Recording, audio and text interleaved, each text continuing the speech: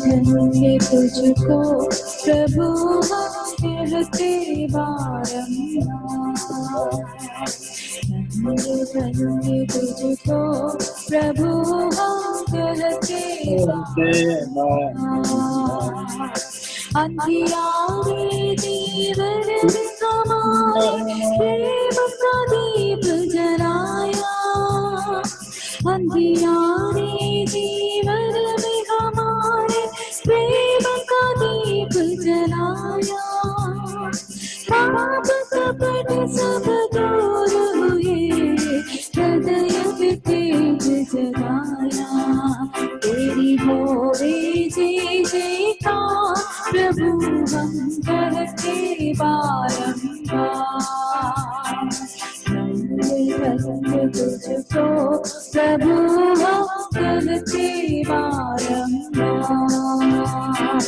धन्य प्रभु हम कहते बारंबार। पर्वत तेरी शान बताते, सागर प्रेम तिहारा। पर्वत तेरी शान बताते, सागर प्रेम तिहारा। चांद सितारों में जो देखा, पाया रूप तिहारा। चांद सितारों में जो देखा, पाया रूप तिहारा। सब जीवन के आधार प्रभु हम कहते बारंबार। धन्य तुझको प्रभु हम कहते बारंबार। धन्य तुझको प्रभु हम कहते बारंबार। कृपा दीन दयाल करो, अब द्वार तिहारे आए। कृपा दीन दयाल करो, अब द्वार तिहारे आए। आत्मदान बलिदान करो, हम कब से आस लगाए। आत्मदान बलिदान करो, हम कब से आस लगाए। तेरी महिमा अपरंपार प्रभु हम कहते बारंबार। धन्य धन्य तुझको प्रभु हम कहते बारंबार। धन्य धन्य तुझको प्रभु हम कहते बारंबार। कृपा दीन दयाल करो, अब द्वार तिहारे आए। कृपा दीन दयाल करो, अब द्वार तिहारे आए। आत्मदान बलिदान करो, हम कब से आस लगाए। आत्मदान बलिदान करो, हम कब से आस लगाए। तेरी महिमा अपरंपार प्रभु हम कहते बारंबार। धन्य धन्य तुझको प्रभु हम कहते बारंबार। धन्य धन्य तुझको प्रभु हम कहते बारंबार। धन्य धन्य तुझको प्रभु हम कहते बारंबार। फिर से प्रभु के वचन सीखने के लिए हमें परमेश्वर ने अपने सम्मुख में एकत्रित किया है। परमेश्वर के तमाम दासों को और हर एक विश्वासी भाई बहन बच्चों को मसीही नमस्कार। परमेश्वर अभी तक हमारे रक्षा रखवाली किया, तमाम तरह की दुष्ट की युक्तियों से, शैतान की चुंगलों से हमें बचा के रखा। प्रभु का होवे हमद और सिताइश। जैसे हम गाना गाएं, धन्य धन्य प्रभु तुझको कहते बारंबार। अवश्य हमारे परमेश्वर को धन्य कहने पावे। धन्य और धन्यवाद में फर्क है। धन्य और धन्यवाद में फर्क है। धन्यवाद तो परमेश्वर ने जो हमारे लिए किया है या जो हमें प्रभु ने दिया है उसके लिए हमारे शुक्रिया है, उसके लिए हमारे आभारी व्यक्त करते हैं। लेकिन धन्य कहना परमेश्वर ने किए हुए किसी चीजों के लिए नहीं, परंतु जो परमेश्वर हैं उसके लिए। वो फर्क हम हमेशा याद रखें। बिल्कुल एक आध अक्षर का फर्क है, मगर मतलब काफी अलग अलग है। तो हमारे परमेश्वर को हम बारंबार धन्यवाद ही नहीं परंतु धन्य धन्य कहते रहे, धन्य धन्य कहते रहे। तो हमारे परमेश्वर कौन है?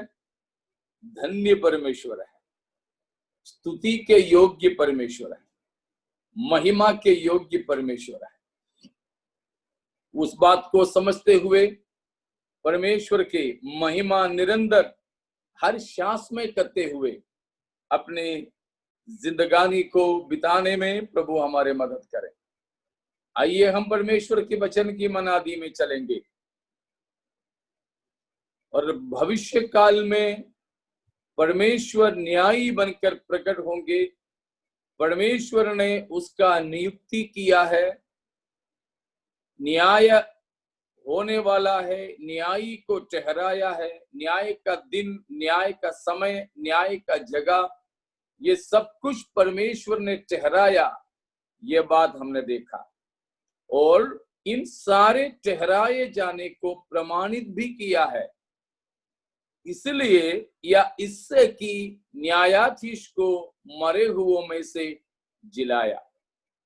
उसका जरूरत क्या था? हमने ये भी देखा कि प्रभु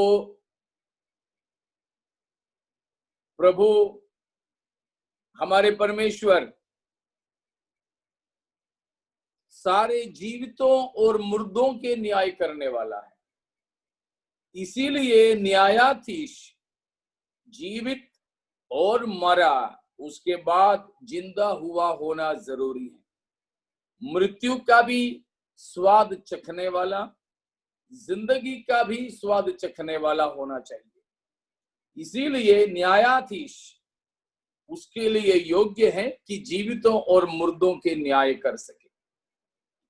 इसलिए था प्रकाशित वाक्य 5 अध्याय में जब परमेश्वर पिता ने अपने सिंहासन पर विराजमान होकर एक किताब को, एक पुस्तक को अपने हाथ में लिया, 7 मोहरों से मोहरित, आगे पीछे अंदर बाहर लिखा हुआ, और एक सशक्त स्वर्गदूत ने बड़े और ऊंचे आवाज से ऐलान किया कि स्वर्ग में, पृथ्वी पे, अधोलोक में ऐसा कोई है? इस किताब को लें और इसकी मोहरों को खोल दें। लेकिन यूहन्ना लिखता है कि मैंने किसी को नहीं देखा, ना स्वर्ग में और न पृथ्वी पे, न पृथ्वी के नीचे। इसीलिए यूहन्ना रोया।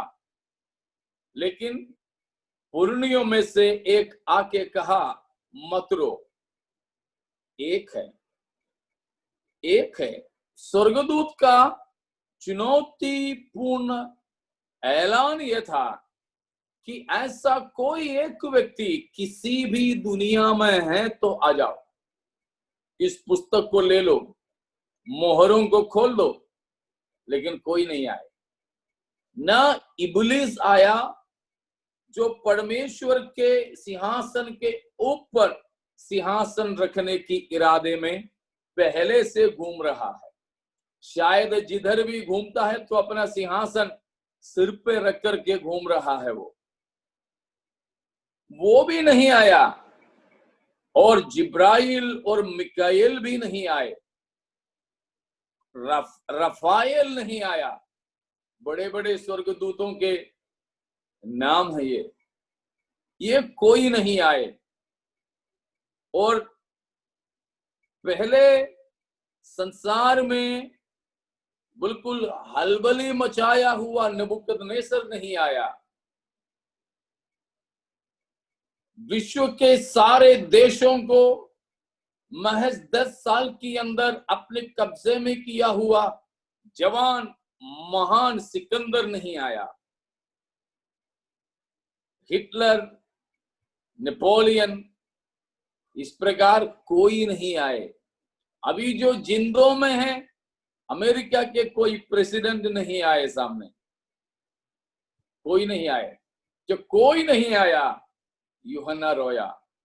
तब आकर के उसको बताया गया, रो मत, एक शख्स है जो इस मोहरित किताब को लेने और उसके सातों मोहरों को खोलने के लिए योग्य है, और वो दाऊद का वंश है, यहूदा का गोत्र का सिंह है। तब यूहन्ना को खुशी हुई, लेकिन वो सिंह को देखने के लिए यूहन्ना पीछे मुड़ करके देखा तो उसने कोई सिंह नहीं देखा, परंतु एक मेमना सरीखा किसी को देखा। एक मेमना, भेड़ की बच्चा, एक मेमने को देखा, वो भी मानो वध हुआ है, मतलब लोलुहान, खून बह रहा है। देखने से पता चलता है कि वो वध हो चुका है। तो वध हुआ ये मेमना ऐसे कैसे योग्य बना? वो 5वां अध्याय में वो सब बातें लिखा हुआ है, प्रकाशित वाक्य, कि वो वध हुआ और अपने लहू से, कौम से, भाषा से, जाति से लोगों को अपने पिता के लिए मोल ले लिया, खरीद लिया। हाँ प्यारों, वहां स्वर्गदूत ने चुनौती देकर ऐलान करके पूछा था कि ये किताब को लेने के लिए योग्य कौन है? जवाब में पूर्णी ने कहा, योग्य कोई है ये नहीं कहा, परंतु यह कहा कोई जयवंत हुआ है। तो फिर स्वर्गदूत का योग्यता के कहना, योग्य कौन है पूछने का मतलब जीता हुआ कौन है, जयवंत कौन है, फतेहमंद कौन है, यह सवाल है। यारों, हमारे प्रभु यीशु मसीह ही योग्य है। हमारे प्रभु यीशु मसीह ही जयवंत है। उस किताब को ले सकें और उसकी मोहरों को खोल सकें और उनमें लिखे हुए बातों को बिल्कुल अंजाम दे सकें। पढ़िएगा उस प्रकाशित वाक्य 5 अध्याय में जाकर एक बात बोल करके हम वहां से निकलेंगे और उसका दूसरा पद को पढ़ेंगे। फिर मैंने एक बलवंत स्वर्गदूत को देखा जो ऊंचे शब्द से यह प्रचार करता था, इस पुस्तक के खोलने और उसकी मोहरें तोड़ने के योग्य कौन है? योग्य कौन है पूछा। जवाब सुनिए 5वां पद में। इस पर उन प्राचीनों में से एक ने मुझसे कहा, मत रो, देख यहूदा के गोत्र का वह सिंह जो दाऊद का मूल है, उस पुस्तक को खोलने और उसकी 7 मोहरें तोड़ने के लिए जयवंत हुआ है। देखा, दूसरा पद में पूछा योग्य कौन है, 5वां पद में जवाब दिया जयवंत हुआ है। तो दूसरा पद में बताया गया योग्यता का मतलब 5वां पद के उत्तर में है, जयवंत होना ही योग्यता है। तो जयवंत होना ही योग्यता है। कैसे जयवंत हुआ, क्या है योग्यता? देखिए उसकी 8वां पद, जब उसने पुस्तक ले ली तो वे चारों प्राणी और 24 प्राचीन उस मेमने के सामने गिर पड़े। उनमें से हर एक के हाथ में वीणा और धूप, जो पवित्र लोगों की प्रार्थनाएं हैं, से भरे हुए सोने के कटोरे थे। हाँ, अगला पद भी। वे यह नया गीत गाने लगे, तू इस पुस्तक के लेने और इसकी मोहरें खोलने के योग्य है, क्योंकि तूने वध होकर अपने लहू से हर एक कुल और भाषा और लोग और जाति में से परमेश्वर के लिए लोगों को मोल लिया है। 12वां पद, और वे ऊंचे शब्द से कहते थे, वध किया हुआ मेमना ही सामर्थ्य और धन और ज्ञान और शक्ति और आदर और महिमा और धन्यवाद के योग्य है। तो इन भागों में लिखा है, दूसरा पद में पूछा योग्य कोई है क्या, 5वां पद में बताया जयवंत एक है। क्या है उसका योग्यता? योग्यता है वो जयवंत हुआ है। कैसे जयवंत हुआ? अपना वध होकर लहू के द्वारा। कैसे जयवंत हुआ? मुर्दों में से जी उठने के कारण। यीशु मसीह की मृतकोत्थान ही प्रभु यीशु मसीह का विजय का मोल है। प्रभु यीशु मसीह जयवंत हुआ कहां पर? कलवरी पर, क्रूस पर, मृत्यु के द्वारा। ऐसा कोई शायद नहीं जो अपने मृत्यु के द्वारा जयवंत घोषित किया हो, लेकिन प्रभु यीशु मसीह हैं, अपने मृत्यु के द्वारा जयवंत हुआ है। हालेलुया। तो यहां फिर से पूछा यीशु मसीह की योग्यता कैसे हुआ? जवाब में लिखा 10वां पद में कि वो वध होकर अपने लहू के द्वारा लोगों को भिन्न भिन्न भाषा से, भिन्न भिन्न भिन्न गोत्रों से या कौम से, वंश से, जाति जाति से अपने पिता के लिए खरीदा है। और फिर से इसीलिए कहा 9वां पद में, 8वां और 9वां पद में कि वो पुस्तक को लेने, उसकी मोहरों को खोलने के लिए योग्य है। 12वां पद में बताया आराधना स्वीकार करने के लिए वह योग्य है। हालेलुया।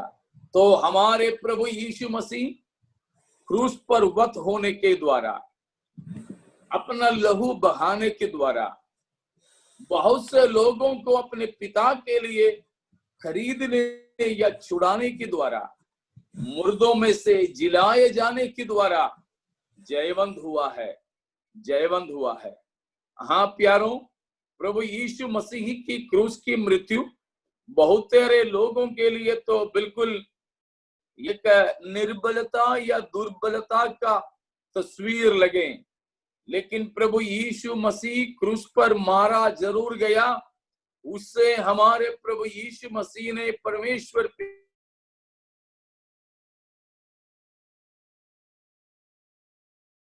प्रभु यीशु मसीह क्रूस की मृत्यु के द्वारा परमेश्वर की धार्मिकता को, धार्मिकता की भूख को बुझाया, मिटाया और उसको सिद्ध किया, और मुर्दों में से जी उठकर वो जयवंत हुआ है।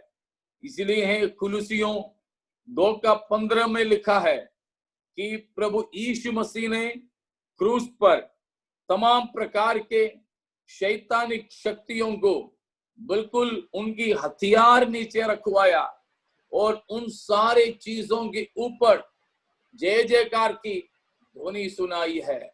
वहां लिखा है, उसने प्रधानताओं अधिकारों को अपने ऊपर से उतार कर उनका खुला तमाशा बनाया और क्रूस के कारण उन तमाम प्रधानताओं और अधिकारों के ऊपर जय जयकार की ध्वनि सुनाई। हाँ प्यारों, यीशु मसीह क्रूस पर अपना जय का झंडे को लहराया है। ठीक जैसे कुलुसियों 2:15 में लिखा, वैसे की वैसे इब्रानियों 2:15 में भी लिखा है कि अपने मृत्यु के द्वारा यीशु मसीह ने शैतान को निकम्मा कर दिया और शैतान जिसको मृत्यु के ऊपर अधिकार मिला था, हाँ इसीलिए उसने यीशु मसीह ने अपने मृत्यु के द्वारा जिंदगी भर में मृत्यु के भय के दासत्व में फंसे हुए लोगों को छुड़ा लिया। तो प्यारों, तो इन भागों में यीशु मसीह का विजय की बिल्कुल ऐलान है। यीशु मसीह ने विजय हासिल किया क्रूस पर और उसका प्रमाणित किया पुनरुत्थान पर। यीशु मसीह इसीलिए न्याय करने, हाँ जीवितों और मुर्दों के न्याय करने के लिए जय पाया है। हालेलुया। इसीलिए हमने कल आखिरी में देखा था कि परमेश्वर के वचन में कई प्रकार के न्यायों के बारे में हम देखते हैं, लेकिन 7 प्रकार के न्याय विशेष खास है। उसमें से पहला बीत चुकी है, दूसरा चल रहा है, आखिरी 5 भविष्यकालीन है। हमने देखा कौन सा न्याय बीत चुका। पहला न्याय जो 7 विशेष न्यायों में पहला न्याय को हमने देखा, वो था किसका न्याय था? पाप का न्याय। ठीक है, पाप का न्याय। कोई ये मत कहना यीशु मसीह का न्याय था, ठीक है?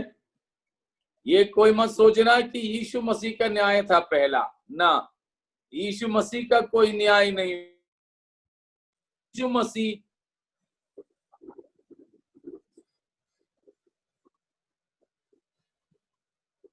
आप जवाब देने की कोशिश कीजिए। यीशु मसीह क्रूस पर जब मरा, हमारे लिए पाप ठहरा था या पापी ठहरा था? यीशु मसीह क्रूस पर हमारे लिए पाप बना या पापी बना? पाप ठहरा था। पाप ठहरा था, बिल्कुल। तो बिल्कुल सावधान रहें, हमारी जुबान में भी कोई फिसलन नहीं होना ये कहते समय कि यीशु मसीह सब पापियों के लिए पापी बन गया था। ना ना ना ना, गलत मत होना। यीशु मसीह हमारे लिए पापी नहीं, परंतु सभी पापियों के लिए पाप ठहरा था। बिल्कुल सावधान रहें। इसी प्रकार एक विशेष बात था, मैंने पहले 2 दिन पहले बताया था कि यीशु मसीह तन में नहीं आया, में आया।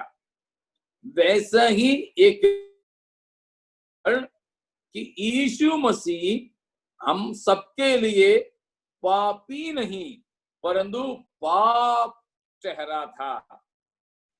इसीलिए क्रूस पर जो न्याय हुआ यीशु मसीह का न्याय नहीं था, परंतु यहां तक कि पापी मनुष्य का भी न्याय नहीं था, किंतु पाप ही का न्याय था।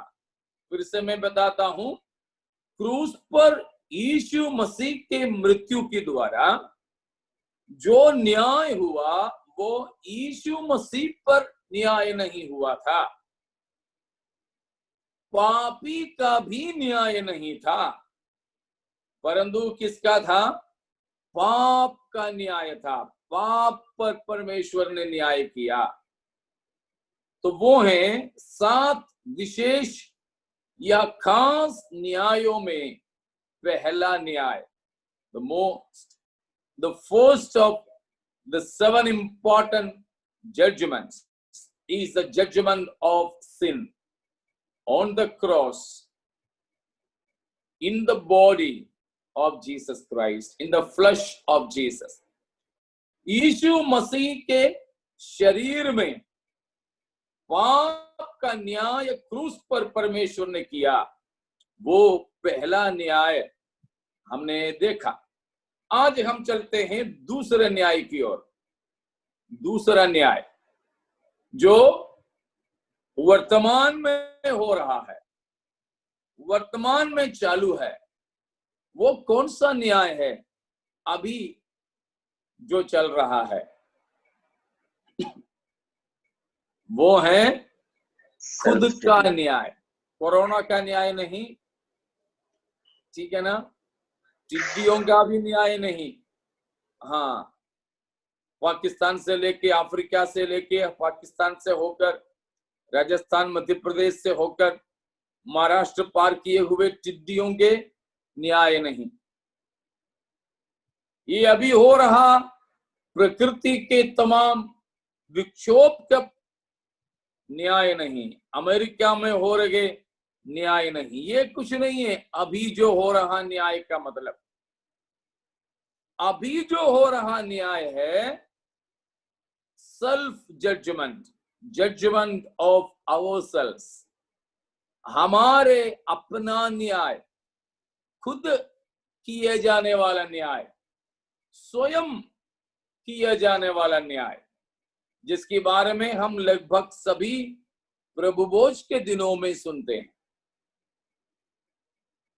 जहां तक प्रभु भोज के दिन होते हैं उन दिनों में हम इसके बारे में सुनते हैं। पहला कुरिन्थियों 11वां अध्याय उसकी 30 से लेकर पढ़िएगा। पहला कुरिन्थियों 11 का 30। इसी कारण तुम में बहुत से निर्बल और रोगी हैं और बहुत से सो भी गए।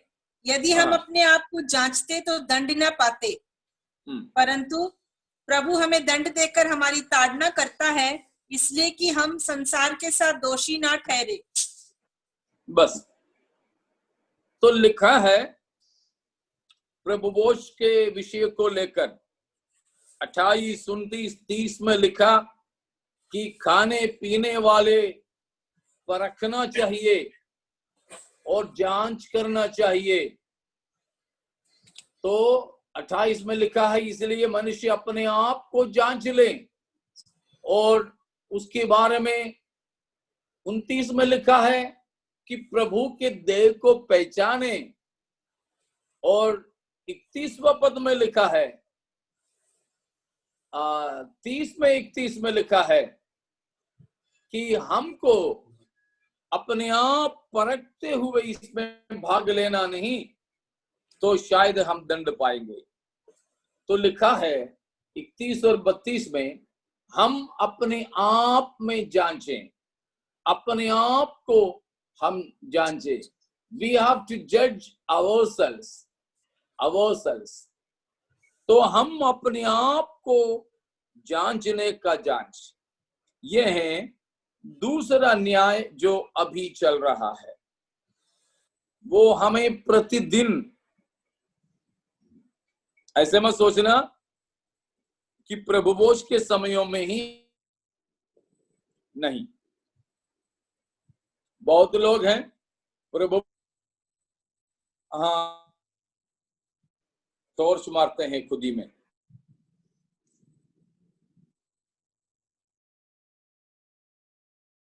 हम अपने आप को जांचते रहें, हम खुद को पहचाने, अपने आप को जांचें और जाने हमारे क्या हालात हैं।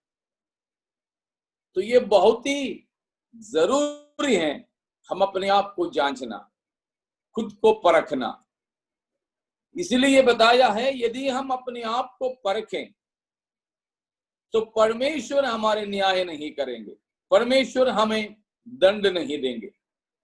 फिर भी अगर परमेश्वर हमें दंड देते हैं तो वो इसीलिए दे रहे हैं, ताड़ना है, इसलिए कि हम संसार के साथ दोषी नहीं ठहराए जा सके।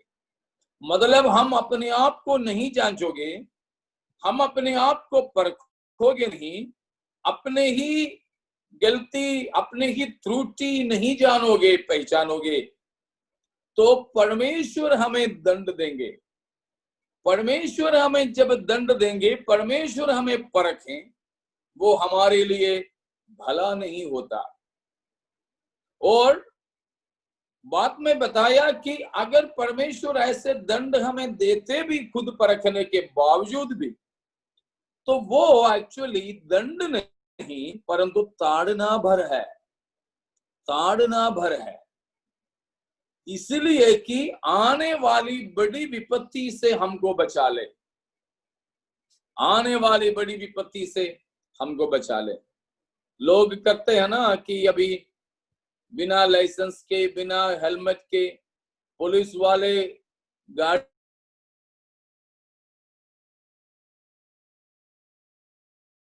पावती लिखने के लिए, हाँ लिखता हूं, हाँ तुम्हारा इसके लिए इतना इतना इतना सब मिला करके 2499 रुपीस।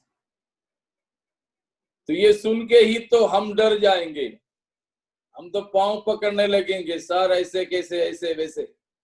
आखिरी में शायद 500 रुपया में पीछे से लेकर खत्म कर लेगा, नहीं तो 100 रुपया में। हम तो आते आते में बोलेंगे 500 रुपये, 2000 से तो बच गया। अरे 500 रुपये गया तो क्या, कचहरी जाने से तो बच गया, नहीं तो 2000 का पावती मिल जाता, लेकर के कचहरी में जाना, वकील लगाना, और कम से कम एक दिन में भी वकालत करने के लिए तो जाना पड़ता। तो ये सारे झंझट से तो छूटा, 500 रुपया वो ले जाके खाने दे। ये तो हम सांसारिक तौर पर कहते हैं।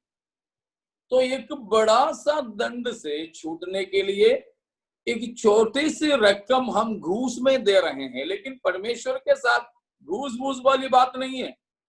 लेकिन वो समझाने के लिए वो हमारी प्रतिदिन की जिंदगी से एक दृष्टांत मैंने बताया।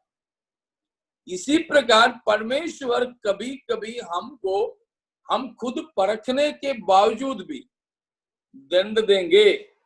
वो दंड वैसा न्याय नहीं है, परंतु वो मात्र ताड़ना है, वो मात्र ताड़ना है, कि हम संसार के साथ दंड नहीं पा सके। जब भविष्यकालीन न्यायों में सबसे खतरनाक दंड सबसे आखिरी में हम देखने वाले हैं, तो उसमें से हमको बचाने के लिए, उसमें से हमको छुड़ाने के लिए परमेश्वर हमें छोटा मोटा ताड़ना देता है।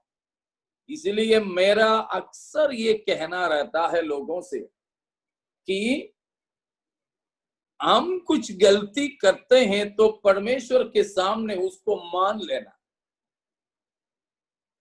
लेना, परमेश्वर आपका फलाना वचन को मैंने तोड़ा, आपका रेफरेंस हो सके तो रेफरेंस बता दो। परमेश्वर इस वचन के अनुसार मैंने आपके विरोध में पाप किया है, आपसे मैंने किया हुआ इस पाप को क्षमा कीजिए। आप क्षमा तो मांगो, अपने पाप को तो मानो और उसको छोड़ भी दो। नीति वचन 28 की 13 के आधार पर भी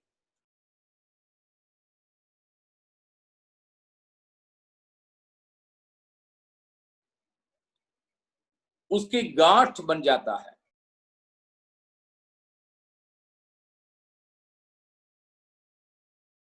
चाहिए कि परंतु परमेश्वर के उपस्थिति में 28:13 है। तो हम अपने अपराध को छुपाना नहीं, लेकिन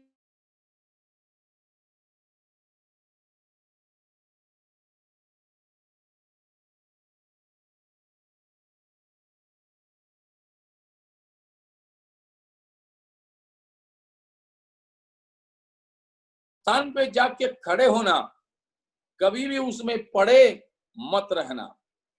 तो उस प्रकार हम पापों को मान लें, छोड़ भी दे। साथ ही साथ में प्रभु से ये भी कहना कि परमेश्वर आप मुझे दें और मुझे ताड़ना भी दीजिए, ताड़ना भी दीजिए, तो भी कम से कम तो मैं आने वाली दंड से तो छूट जाऊं, आने वाली दंड से तो छूट जाऊं। 100 रुपया दे दे तो चलेगा, 2000 से तो मैं बचूं। अभी थाने में निपटा ले तो ठीक है, नहीं तो कचहरी तो जाना पड़ेगा। इसीलिए हमको ये बहुत ही जरूरी है, अपने आप को परख लें और अपने अपराधों को मानकर ताड़ना पाते हुए परमेश्वर के सामने अपनी जिंदगी को पवित्र रखें। वही बात प्रेरित इब्रानियों की पत्री 5 अध्याय में भी बताया। उसकी 12वां अध्याय, 5 नहीं 12वां अध्याय, इब्रानियों 12वां अध्याय की 5 से जरा पढ़िएगा। और तुम उस उपदेश को जो तुमको पुत्रों के समान दिया जाता है भूल गए हो। हे मेरे पुत्र, प्रभु की ताड़ना को हल्की बात ना जान, और जब वह तुझे घुड़के तो साहस ना छोड़।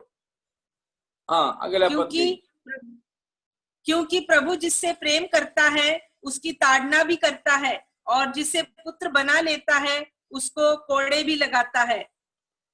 आगे, तुम दुख को ताड़ना समझकर सह लो। परमेश्वर तुम्हें पुत्र जानकर तुम्हारे साथ बर्ताव करता है। वो कौन सा पुत्र है जिसकी ताड़ना पिता नहीं करता? यदि वह ताड़ना जिसके भागी सब होते हैं तुम्हारी नहीं हुई तो तुम पुत्र नहीं। हाँ, पर व्यभिचार की संतान ठहरे। हाँ, 9 और 10 भी। फिर जबकि हमारे शारीरिक पिता भी हमारी ताड़ना किया करते थे और हमने उनका आदर किया, तो क्या आत्माओं के पिता के और भी अधीन ना रहे जिससे हम जीवित रहें? वे तो अपनी अपनी समझ के अनुसार थोड़े दिनों के लिए ताड़ना करते थे, पर वह तो हमारे लाभ के लिए करता है कि हम भी उसकी पवित्रता के भागी हो जाए। तो प्यारों, यहाँ पर बताया 5 से लेकर के पदों में, अगर इब्रानियों 12 की 5 से लेकर बताया है कि जो परमेश्वर के संतान हैं, परमेश्वर के पुत्र बने हैं, पुत्रियां बनी हैं, उनको परमेश्वर पिता के तौर पर, पिता के प्रेम में होकर अनुशासित करता है। ताड़ना अनुशासन है।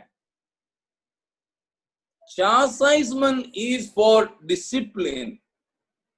This discipline is by the Father in the fatherly love and care, only for the children, only for the children.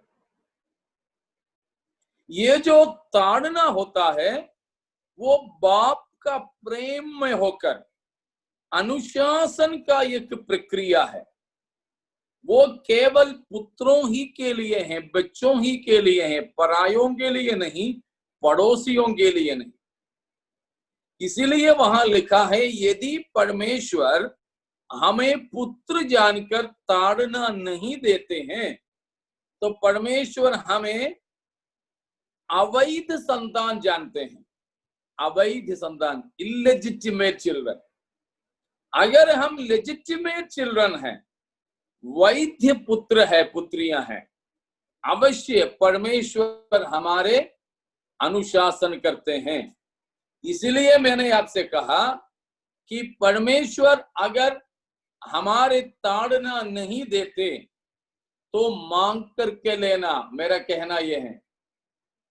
फिर से बताता हूं, अगर खुदा हमारी ताड़ना स्वयं होकर के ना दे तो हम मांग के ले ले, और जब मिले तो अवश्य खुदा का धन्यवाद भी करें। सच में कहता हूं, मैं बारंबार ये बात हर जगह पर कहता हूं, मैं घर के अंदर भी, कलीसिया के अंदर भी सब ये बात बताता हूं। इन दिनों में बहुत से जगहों पर मैंने बताया ये बात, आपको भी मैं बता रहा हूं कि मुझे बहुत आनंद होता है जब परमेश्वर मेरी छोटी सी गलती या पाप के लिए भी कभी दंड देते हो, क्योंकि मुझे उस समय दर्द तो बहुत होता है। प्यार के साथ भी खुदा जो मारता है तो लगता जरूर है, लेकिन उस प्रकार जो लगते तब भी तो बड़ा आनंद इसीलिए होता है कि परमेश्वर ने अभी भी मुझे अपनी बेटा वैध पुत्र ही मानता है। मुझे अगर अवैध संतान, पड़ोसी, पराया जानते तो प्रभु मुझे नहीं ताड़ना देता। मुझे उस बात की बड़ी आनंद होता है। लेकिन हम लोग कई बार बोलते हैं पापा से अच्छा तो पड़ोसी है, क्योंकि पापा तो मारता है और पापा तो अनुशासित करता है, लेकिन पड़ोसी कभी मारते नहीं। ठीक है बेटा, कोई बात नहीं बेटा बोलते, तो कोई बात नहीं बेटा बोलने वाला पड़ोसी हमको अच्छा लगता है, मगर पापा तो ताड़ना देता, इसीलिए पापा को लोग अच्छा नहीं जानते। लेकिन वो बेटे बड़े होने के बाद में मानने लगते हैं हाँ पड़ोसी से अच्छा तो पापा है, लेकिन तब तक तो शायद पापा गुजरी चला जाएगा। सही है ना? बच्चे लोगों से भी पूछ लो, अपने खुद की बच्चे को एक बार हम ताड़ना देने के बाद बच्चे को बुला करके पूछो पापा से प्यार करता है, बोलेगा पक्का बोलेगा, चेहरे पे देखे बेटा बोलेगा नहीं करता। लेकिन पड़ोसी अंकल से प्यार करता है, वो शायद टॉफी खिलाता है, पापा तो मार देता है। पापा बाकी देने वाले सब कुछ बेटा भूल जाता है, उसको दिया जन्म से लेकर और अब तक उसको पालन पोषण किया, सब कुछ वो भूल जाता है। पड़ोसी का टॉफी याद रहता है। अक्सर हम परमेश्वर के संतानों के साथ भी यही रहता है। परमेश्वर जब किसी भी बात के लिए हमें अनुशासित करते हुए एक छोटा सा छड़ी लेकर के ताड़ना दे दे, तब तक तो हम नाराज हो जाते हैं, मुंह फुलाते हैं, और तब तक परमेश्वर ने जो कुछ भी किया और दिया सब भूल जाते हैं। लेकिन प्यारों, ऐसा नहीं लिखा है, यदि परमेश्वर पिता हमें अपने पितृ प्रेम में, पिता का प्रेम में होकर ताड़ना नहीं देते तो हम परमेश्वर के वैध संतान नहीं हैं, हम अवैध कहलाएंगे, अवैध कहलाएंगे। ऐसे नहीं होने पावे। और उसके बाद में 9-10 में बताया कि हमारे पापा लोग भी तो हमें मारते थे अपने समझ के हिसाब से, और 10वां पद में लिखा है कि उनको जैसे समझ में आया वैसे मारते थे। हमें मालूम है उत्तर भारत में माँ बाप भी बच्चों को तो ज्यादातर सिर पे मारते हैं, हाथ से सिर पे मारते, नहीं तो झुका के पकड़ते हैं तो पीठ पे धनाधन मारते हैं। स्कूल में टीचर लोग भी यही काम करते हैं उत्तर भारत में, बस दे दे भाई दे। लेकिन केरल में ऐसे नहीं। केरल में तो ऐसे वैसे मारेगा, बाजार में जब लड़ाई होते हैं तब मारते हैं, लेकिन घर पे कोई मारेंगे तो जरूर लगभग हर घर में छड़ी है। हाँ, हमारे सारणी वाले उस समय के भाई बहन लोग हैं, अभी तो पास्टर लोग हैं। हरिभजन है, सुशीला है, रूपेश है, आशा है, ठीक है, आज तो हमारे प्रकाश भाई भी आ गया है कि वो भी अभी पास्टर है। तो इन सबको मालूम है कि वहां पर मुझसे पहले एक पास्टर था, पास्टर थॉमस मैथ्यू। वो चर्च में मीटिंग में जाता था, बड़ा वाला केरल वाला चूरन लेके जाता था, बड़ा छड़ी लेके जाते थे। उनसे भी उम्र में बड़ों को भी वो मारता था। वो उन्होंने उस छड़ी को नाम रखा था ज्ञान बोधनी।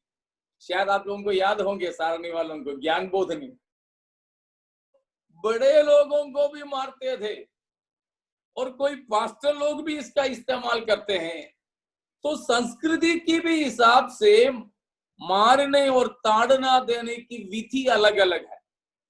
जैसे भी जिस विधि से भी माँ बाप मारते ताड़ना देते थे, तो वो सब कुछ ही दिन के लिए, इसलिए बोलते हैं ना, बेटा का पैर पापा की चप्पल के लायक हो जाए तो पापा फिर बेटे को न मारना, ऐसे एक कहावत है। मतलब बेटा पापा के बराबर हो जाए तो फिर मारना नहीं। तो कुछ लोग बोलते इतना बड़े लड़के को मारते, मैं इतनी बड़ी हो गई फिर भी मम्मी मुझे मार रही है। तो हम संसार में माता पिता मारने के लिए, ताड़ना देने के लिए एक उम्र है, वो है 9 और 10वां पद में, इब्रानी 12 में जो लिखा है। लेकिन 10वां पद में लिखा हुआ बात ध्यान दीजिए, हम जब परखेंगे अपने आप को, जांचेंगे खुद को, तब भी परमेश्वर हमें पुत्र जानकर ताड़ना देते हैं। मकसद वहां लिखा है कि इसीलिए कि हम परमेश्वर की पवित्रता के भागी हो जाए। प्यारों, ये है दूसरा न्याय जो वर्तमान में चल रहा है, खुद को जांचना।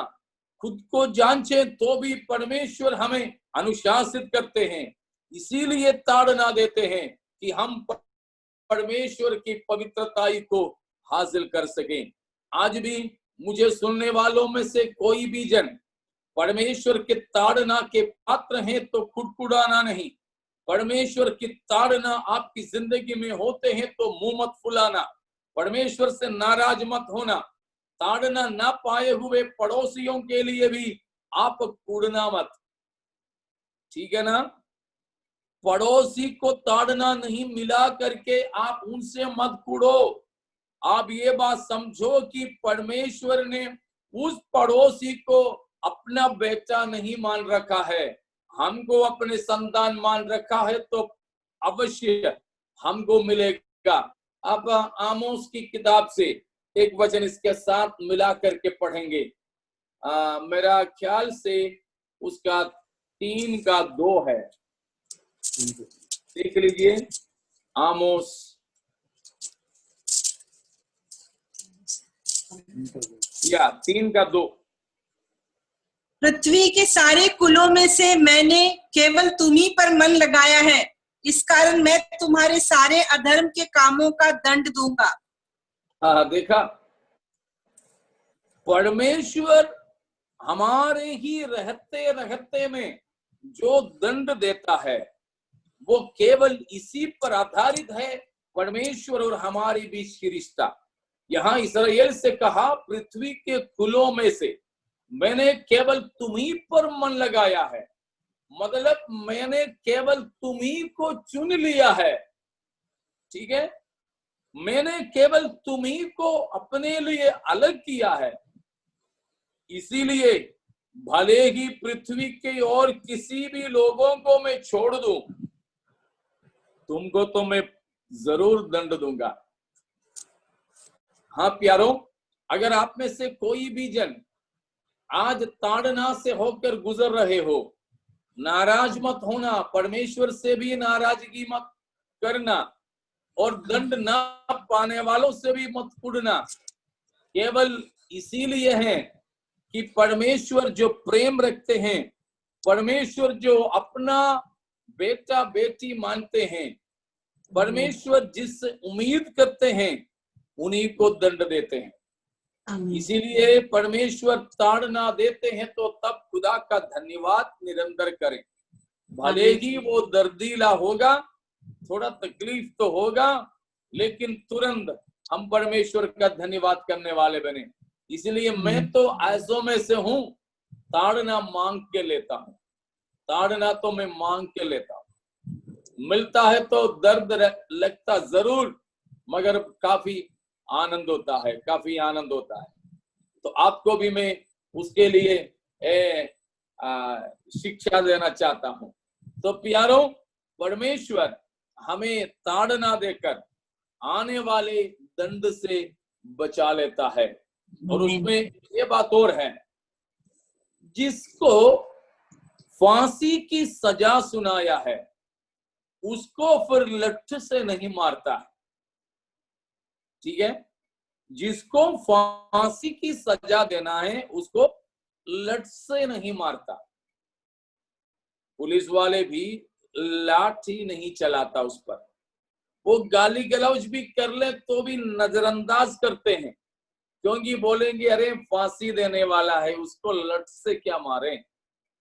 लेकिन जिसको छोड़ दिया है, रिहा कर दिया है, उसको शायद जाते जाते मैं पीठ पर एक दे करके भेजेगी, जा रहे ना तो लेके जा, ये बोलकर। इसी प्रकार हम संसार में देखते हैं, जिन लोगों को परमेश्वर अंतिम न्याय के लिए दोषी ठहराया है, उनको अभी की ताड़ना नहीं होगा। समझ में आ रहा ये बात ना? जिनको परमेश्वर कैपिटल पनिशमेंट के लिए, अंतिम न्याय के लिए, नरक में डालने के लिए तय किया है, उनको शायद परमेश्वर अभी लठ से नहीं मारेंगे, ताड़ना नहीं देंगे। तो आपकी जिंदगी में आपकी पाप और गलतियों के लिए ताड़ना नहीं मिला तो समझ लें कि शायद परमेश्वर ने आपको अपना पुत्र की पद से हटा दिया हो। आपको अगर हर कदम में ताड़ना नहीं मिलता तो आपको बिल्कुल शक करना होगा बड़े गंभीरता से कि परमेश्वर ने आपको नरक की न्याय के लिए अलग तो नहीं रखा है।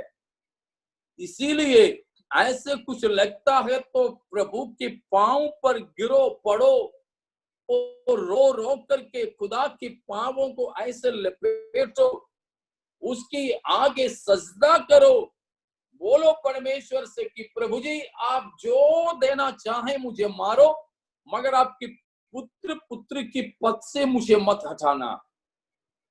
आप अपने पुत्र पुत्री की पद से मुझे त्यागना नहीं।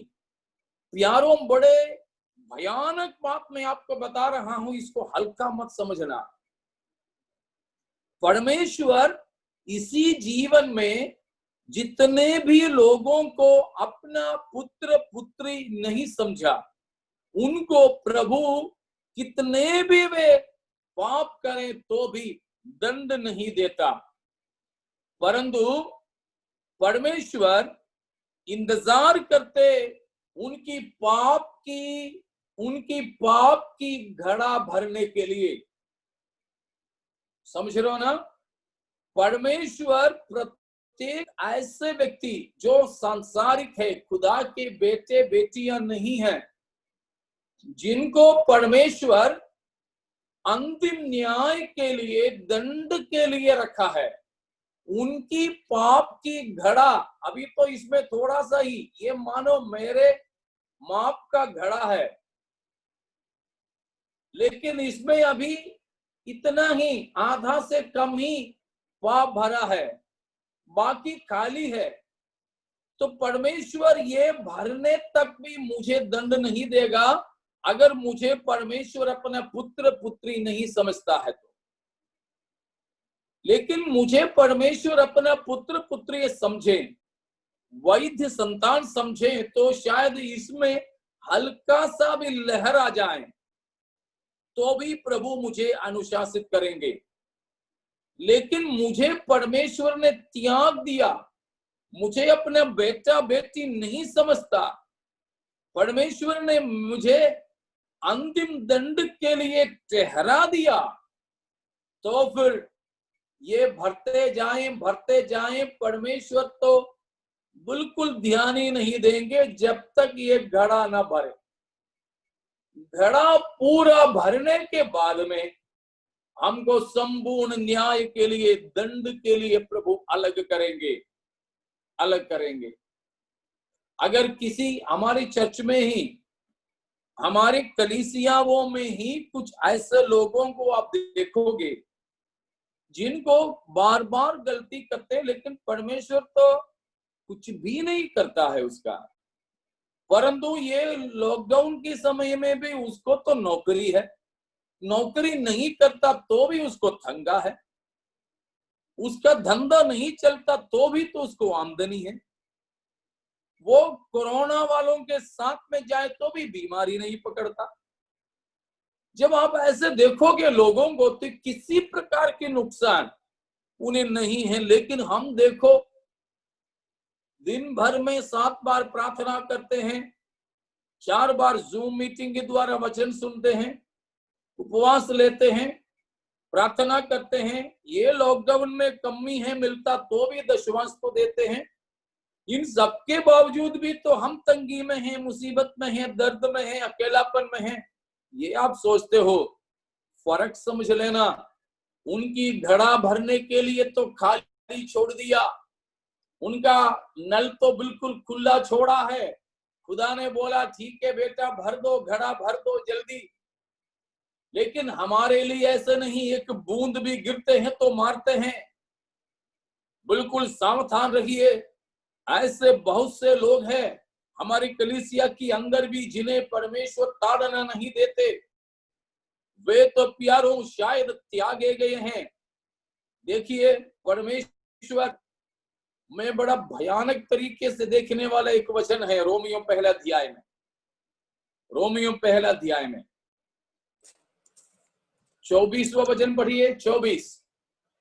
इस कारण परमेश्वर ने उन्हें उनके मन की अभिलाषाओं के अनुसार अशुद्धता के लिए छोड़ दिया कि वे आपस में अपने शरीरों का अनादर करें। यहाँ पर कहा देखो, परमेश्वर ने कुछ लोगों को उनके मन के अभिलाषाओं के अनुसार अशुद्धता के लिए छोड़ दिया। ठीक है ना, साथ में आ रहा में आप लोग मेरा ना, मन के अभिलाषाओं के अनुसार अशुद्धता के लिए कुछ लोगों को छोड़ दिया। अब 26 पढ़िए, 26 इसलिए परमेश्वर ने उन्हें नीच कामनाओं के वश में छोड़ दिया, यहाँ तक कि उनकी स्त्रियों। वहां पर दूसरी बात, लोगों को जिन्हें परमेश्वर ने त्याग दिया है उन्हें परमेश्वर ने उनके नीच कामनाओं के वश में छोड़ दिया। देखा 24वां पद में बताया अशुद्धता के लिए मन की अभिलाषाओं में छोड़ दिया। 26 में बताया उनके मन की अभिलाषाओं के अनुसार नीच कामनाओं के वश में छोड़ दिया। अब 28वां वचन में देखिए 28। जब उन्होंने परमेश्वर को पहचानना ना चाहा तो परमेश्वर ने भी उनके निकम्मे मन पर छोड़ दिया कि वे अनुचित काम करे। परमेश्वर ने उनको उनके निकम्मे मन पर छोड़ दिया ताकि वे अनुचित काम करते रहें, उनकी घड़ा भरते जाए। समझ में आ रहा आप लोगों को ना? समझ में आ रहा तो जरा हाथ हिलाइए, मैं देखूं जिससे कि मैं समझूं कि आपको समझ में आ रहा। ठीक है क्योंकि बहुत से लोगों को ये समझ में नहीं आते। नहीं, हमें ये गंभीरता पूर्वक समझना है कि परमेश्वर बहुत लोगों को अशुद्धताओं में, मन की अभिलाषाओं में त्याग दिया, बहुत से लोगों को नीच कामनाओं में छोड़ दिया, नीच कामनाओं में। और कुछ लोगों को उनकी निकम्मा मन पर छोड़ दिया कि वे अनुचित काम करें। ऐसे लोगों को देखोगे तो हमें क्या समझना चाहिए? परमेश्वर ने ही इन पर आशा छोड़ दिया।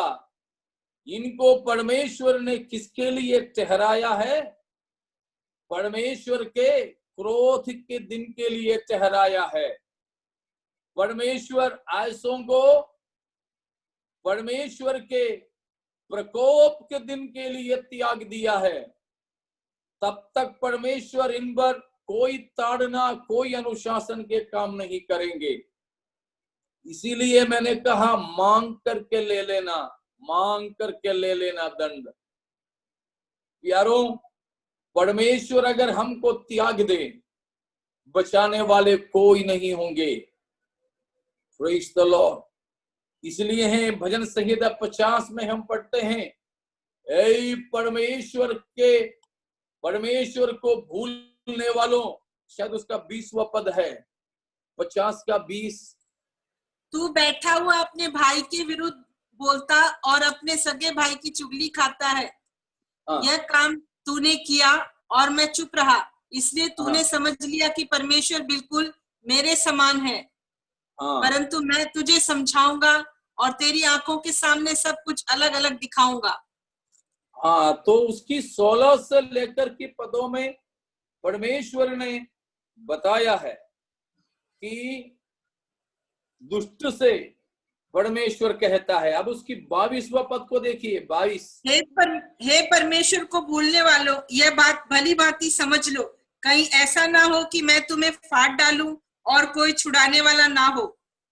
जब परमेश्वर ही हमारे विरोध में हो जाए, परमेश्वर हमारे विरुद्ध में हो जाए, तो फिर कौन हमारे वश में हो सकता है? इसलिए परमेश्वर ने वहां बताया, हे परमेश्वर को भूलने वालों, पापों में अपनी जिंदगी बिताते जाने वालों, याद रखो ऐसा ना हो कि मैं तुम्हें फाड़ डालूं। और जब परमेश्वर फाड़ डाले तो कोई छुड़ाने वाले नहीं होंगे, नहीं होंगे। इसीलिए सावधान, सावधान, परमेश्वर हमारे विरोध में नहीं होना चाहिए, परमेश्वर हमारे खिलाफ नहीं होना चाहिए। परमेश्वर हमारे बैरी हो तो प्यारों, कोई हमारे अनुकूल नहीं हो सकता। चाहे पूरा राष्ट्र हमारे साथ रहे, पूरे राजनीति हमारे साथ रहे, परवाह नहीं। चाहे हम कितने भी पैसा अपने पास रखें, कितने भी समर्थन, जनसम्मति हमारे पास हो, कोई परवाह नहीं, कोई फर्क नहीं पड़ता। परमेश्वर हमारे खिलाफ, ये नहीं होना चाहिए। इसीलिए हमें खुद को परखना, खुद को जांचना बहुत ही जरूरी है, बहुत ही जरूरी है। अपनी जिंदगी की छोटे छोटे पापों को भी रखते ना रहना। ये हो सकता है हमारे जीवन में पाप आ जाए, हो सकता है हम पाप करें, हमारी जिंदगी में अशुद्धताएं हो जाए। जब तक हम मनुष्य हैं, जब तक हम जिंदे रहें, तब तक संभव है कि हमारे अंदर पाप हो जाए। लेकिन कुछ भी पाप यदि हो तो उसी में बने ना रहिएगा, परंतु तुरंत ही प्रभु के पास दौड़ करके आए, अपने अपराधों के लिए प्रभु से माफी मांगे। पढ़िए 1 यूहन्ना 2 अध्याय, उसका पहला पद, 1 यूहन्ना 2:1। हे मेरे बालकों, मैं ये बातें तुम्हें इसलिए लिखता हूँ कि तुम पाप ना करो, और यदि कोई पाप कर, इसीलिए मैंने तुम्हें इन बातों को लिखा कि तुम पाप नहीं करो। लेकिन यूहन्ना बताता है, बेटा मैं पाप ना करना चाहूं तुम्हारे लिए, तो भी मानो कुछ हो गया तो तुम जाके खुदकुशी मत करना यहूदा की जैसे, ठीक है? कुछ पाप हो भी जाता है तो यहूदा जैसे महायाजकों के पास मत दौड़ लगाना, इधर उधर मत भागना। रस्सी लेने मत जाना, खुदकुशी के लिए पेड़ पर मत चढ़ना। परंतु आगे बताया है, अगर कुछ पाप तुम्हारे जीवन में हो भी जाता है तो क्या करना? धर्मेश और यदि कोई पाप कोई करे तो पिता के पास हमारा एक सहायक है, हमें हमारा एक वकील है, हमें हमारा एक महायाजक है, अर्थात धार्मिक यीशु मसीह। हालेलुया। प्यारों, यही होना चाहिए। हमको पाप नहीं करना चाहिए, लेकिन मानो हो गया कुछ, जानबूझ के मत करना, अचानक से हो गया कुछ, तो यहूदा इस्करियोती जैसे मसीह के पास से मत दूर भागना, तो खुदकुशी में समाप्त हो जाओगे। ये नहीं होना, परंतु तुरंत वहीं क्यों वहीं किसके पास जाना? अपना सहायक, अपना वकील, अपना मुकदमा लड़ने वाला यीशु मसीह के पास जाना। वो हमारे लिए परमेश्वर के पास में प्रायश्चित है। दूसरा पद में लिखा है, वो हमारे पापों का प्रायश्चित है, और केवल हमारे ही नहीं वरन सारे संसार के लिए। इसीलिए पहला अध्याय के 8वां पद में भी लिखा है, पहला यूहन्ना पहला अध्याय के 8वां पद में भी लिखा है, फिर भी मैं तुम्हें नई आज्ञा लिखता हूँ, और यह उसमें और तुम में सच्ची ठहरती है, क्योंकि अंधकार मिटता जाता है और सत्य की ज्योति अब चमकने लगी है। 7वां पद पढ़ लीजिएगा, पहला यूहन्ना 1:7। हे प्रियो, मैं तुम्हें कोई नई आज्ञा नहीं लिखता, पर वही पुरानी आज्ञा जो आरंभ से तुम्हें मिली है। यह पुरानी आज्ञा वह वचन है जिसे तुमने सुना है। पहला यूहन्ना 1:7 की आखिरी में से लिखा, और उसका पुत्र यीशु का लहू हमें सब पापों से शुद्ध करता है। उसका 9वां पद भी, यदि हम अपने पापों को मान ले तो वह हमारे पापों को क्षमा करने और हमें सब अधर्म से शुद्ध करने में विश्वास योग्य और धर्मी है। तो इन भागों में पहला यूहन्ना 1:7, 9, दूसरा यूहन्ना 1 और दूसरा पहला यूहन्ना 2:1 और 2, इन सभी भागों में हम ये पढ़ते हैं कि हम अपने आप को परखते रहें। हम खुद को जब परखेंगे तो अपना पाप हमें स्मरण आएगा, हमारे जीवन की गलतियां हमें नजर आएगी। उन अपराधों को तुरंत ही परमेश्वर के पास मान लें और उसको छोड़ भी दें। अगर हम अपने अपराधों को माने तो हमारे अपराधों को क्षमा करने के लिए हमारे परमेश्वर विश्वास योग्य और धर्मी परमेश्वर है। 7वां पद में हमने पढ़ा, यीशु मसीह का लहू हमें सब पापों से धोकर शुद्ध कर देता है। इसलिए प्यारों, हमको चाहिए कि हम अपने पापों को रखे ना रहें। परसों शायद मैंने आपको बताया हुआ, वो सकरासा पुल से जाने वाले बकरी पैर फिसल के नीचे गिरी, कीचड़ में पड़ी पड़ी वो रोई, बाहर आ गई, झटक लिया, शरीर को सुखाने के लिए ऊंचे पर खड़ी हो गई, दोबारा कभी उस रास्ते पे नहीं जाती। लेकिन उसी रास्ते पे एक सुवर्णी भी आ गई, उसी जगह पे वो भी फिसली, कीचड़ में गिरी, लेकिन वो तो बड़े खुशी मनाती है वहीं पड़ी पड़ी।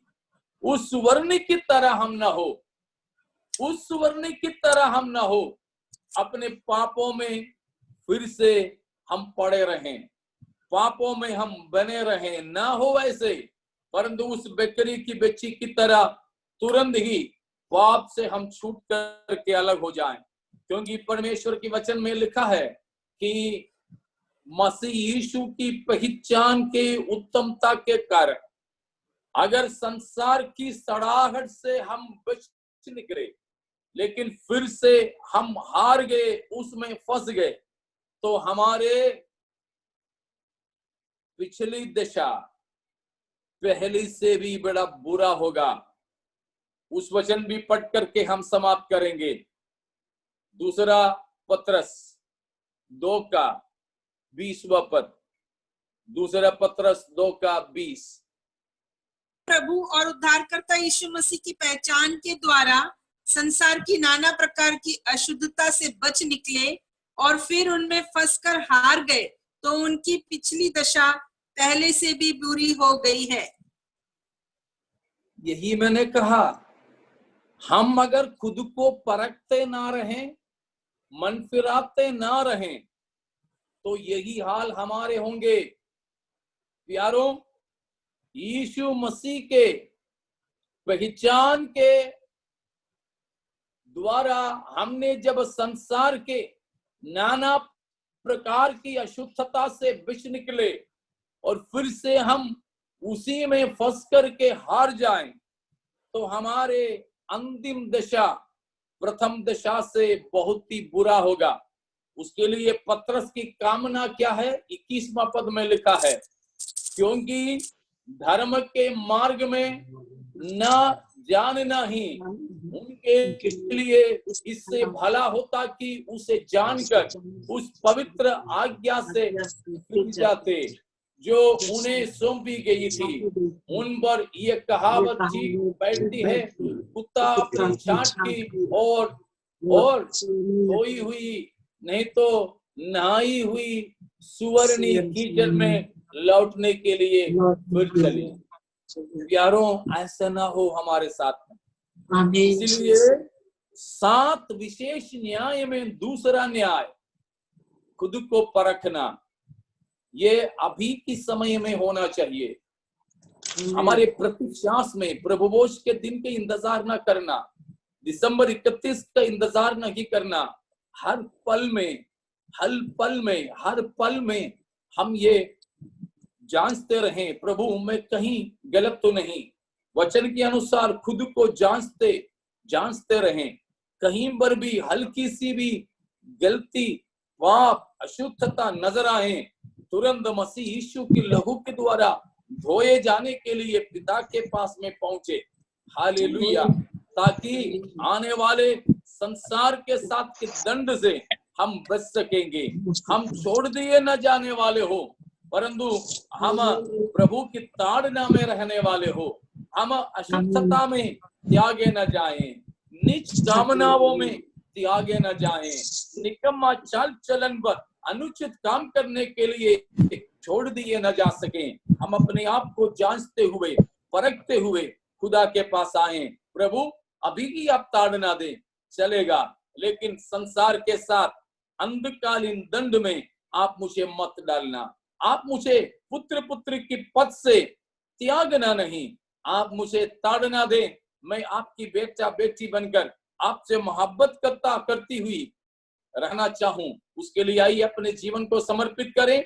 इस दूसरा न्याय खुद की जीवन में करते हुए परमेश्वर की ताड़ना में रहने वाले लोगों को हमारे मसीह अपने साथ लेकर जाएंगे। उसके लिए हमारे मसीह आने वाला है। बादलों पर हमारे प्रभु के बारात की इंतजार करते हुए तैयार हुई दुल्हन की तरह हम बिल्कुल पवित्रता को सिद्ध करें। इन वचनों के द्वारा परमेश्वर हम सबको आशीषित करें।